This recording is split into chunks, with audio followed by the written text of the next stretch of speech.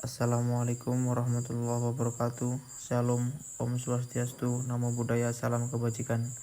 Berikut akan kami paparkan sebuah mind map mata kuliah manajemen konflik yang di dalamnya terdapat pengertian, tujuan, fungsi, manfaat, dan metode yang digunakan dalam manajemen konflik.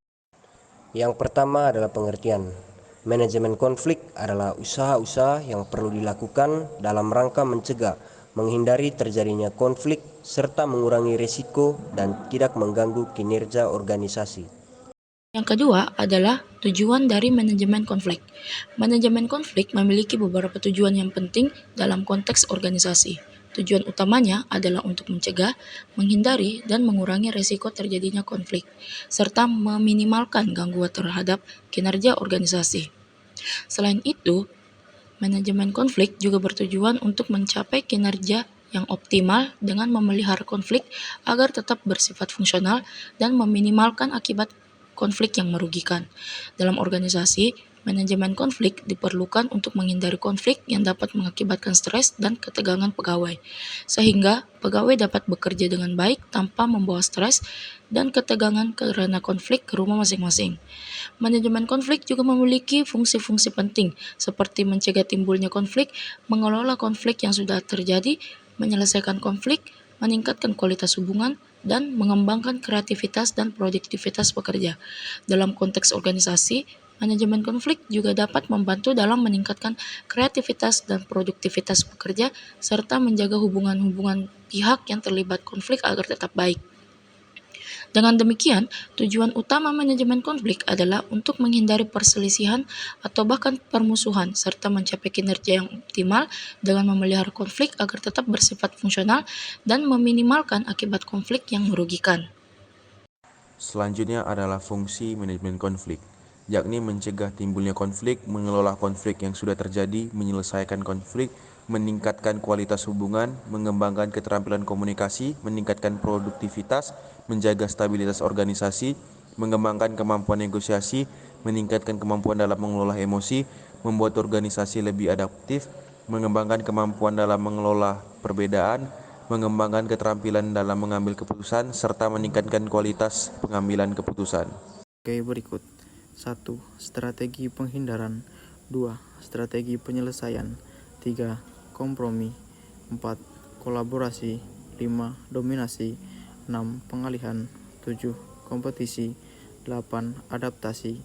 9. Komunikasi efektif. 10. Mediasi. 11. Arbitrasi. 12. Negosiasi. Nah, setelah kita mengetahui apa itu konflik, yang terakhir kita sampai pada cara untuk menyelesaikan konflik tersebut.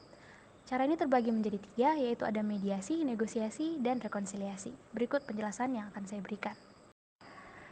Mediasi. Mediasi di sini merupakan penyelesaian konflik yang dilakukan dengan menghadirkan pihak ketiga yang akan memberikan nasihat untuk dapat menyelesaikan konflik tanpa adanya paksaan. Mediasi ini adalah salah satu kompromi yang tidak dilakukan secara sendiri atau menggunakan pihak ketiga, yang sifatnya tentu saja netral. Pihak ketiga hanya sebagai penasihat dan tidak punya wewenang untuk memberikan keputusan terhadap penyelesaian konflik tersebut. Yang kedua yakni negosiasi. Negosiasi adalah suatu proses yang terstruktur yang dilakukan oleh pihak yang berkonflik untuk melakukan dialog tentang isu di mana masing-masing pihak memiliki pendapat yang berbeda. Nah, tujuannya untuk mencari klarifikasi tentang isu-isu dan mencoba kesepakatan tentang cara penyelesaiannya. Negosiasi pada prinsipnya berlangsung di antara kedua belah pihak pada satu tahap, yaitu tahap awal konflik. Dan negosiasi ini merupakan suatu proses yang bisa kita sebut sebagai proses tawar-menawar antara pihak-pihak yang berkonflik. Nah, penyelesaian masalah yang terakhir yaitu dengan cara rekonsiliasi. Rekonsiliasi ini merupakan suatu proses yang bisa kita sebut dengan memperbaiki hubungan. Nah, dapat kita definisikan bahwa rekonsiliasi ini merupakan tindakan yang dilakukan untuk mengatasi masalah dan memulihkan kembali suatu hubungan dari kondisi yang buruk ke keadaan yang damai. Untuk mencapai suatu keadaan yang damai, tentu saja dalam proses ini harus ditempuh beberapa cara, yaitu dengan menghilangkan emosi-emosi negatif yaitu dengan berkomunikasi sembari menghilangkan emosi-emosi negatif agar suatu hal yang positif atau kedamaian itu dapat tercapai antara kedua belah pihak.